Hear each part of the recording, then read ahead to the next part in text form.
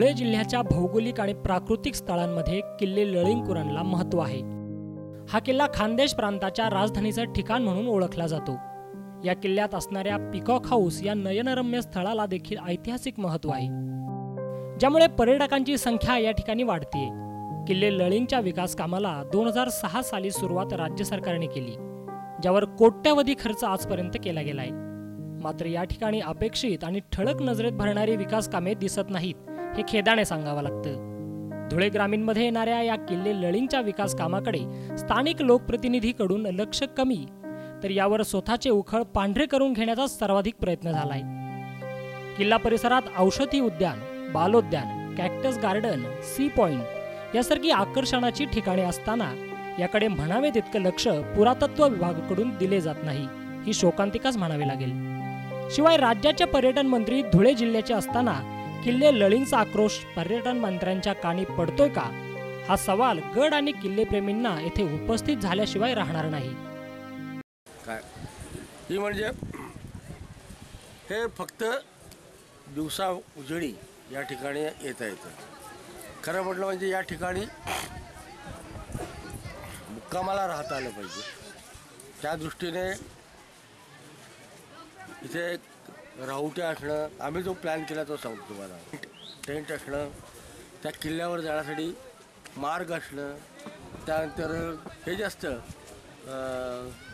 Wire rope, काय ते games, ग्लॅडिंग, ह्या अशा गोष्टी सगळ्या या ठिकाणी असल्या पाहिजेत।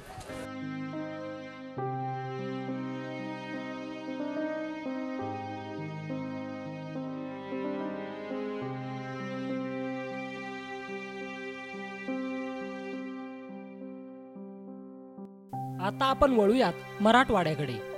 मराठवाड्यातील उस्मानाबाद जिल्ह्यातील नळदुर्गचा किल्ला, या किल्ल्याला देखील शेकडो वर्षाची ऐतिहासिक परंपरा आहे। नळदुर्ग किल्ला देखील पर्यटकांसाठी आकर्षणाचा केंद्रबिंदू म्हणावा लागेल।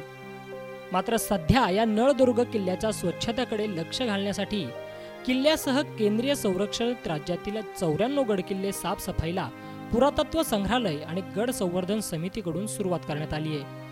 ज्या मोहिमेत शालेय विद्यार्थी तसेच पालिका प्रशासन देखील सहभागी झालंय।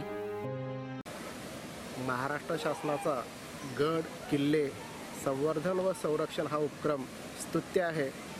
अनादी काळापासून असलेल्या उभ्या असलेल्या वास्तू येणाऱ्या पिढीला इतिहासाची जाणीव करून देतात आणि या वास्तू केवळ इतिहासच सांगत नाहीत, तर तत्कालीन काळामध्ये भारताचे असलेले वास्तुविशारदता स्पष्ट येते। एवढ्या मोठ्या तटभिंती अजूनही कुठे लीक झालेल्या दिसत नाहीत किंवा इथलं जे बांधकाम आहे ते खरोखरच उल्लेखनीय आहे। इथे वापरलेला दगड अतिशय 200-300 फुटावर मोठमोठा घेऊन गेलेला आहे।